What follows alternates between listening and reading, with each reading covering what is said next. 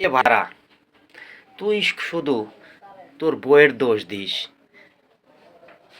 তোর দোষ তো একবারও বলিস না ভাই। মেয়েরা কিন্তু অবলা, শিশুর মতো, তুই যেভাবে রাখবি সেইভাবেই থাকবে। তোর ব্যবহার যদি খারাপ হয় ভাই, তোর স্ত্রীর ব্যবহারটাও খারাপ হবে।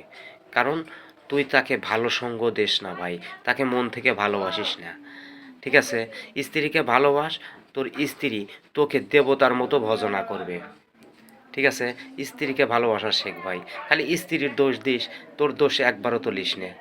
নিজের দোষটাকে একবার বিচার কর, যে আমার দোষ কতটুক আর স্ত্রীর দোষ কতটুক।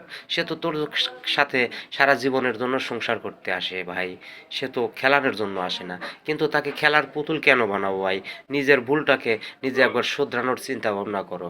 ঠিক আছে, তাহলে দেখবে আর কোনো দিন তোমার সংসারে ঝগড়া বিভেদ লাগবে না, স্ত্রী খারাপ ব্যবহার করবে না। আমার কথাটা যদি ভালো লাগে, একটা লাইভ, একটা কমেন্ট, একটা শেয়ার করে আমাকে জানিয়ে দিবেন। সবার প্রতি অনুরোধ রইল।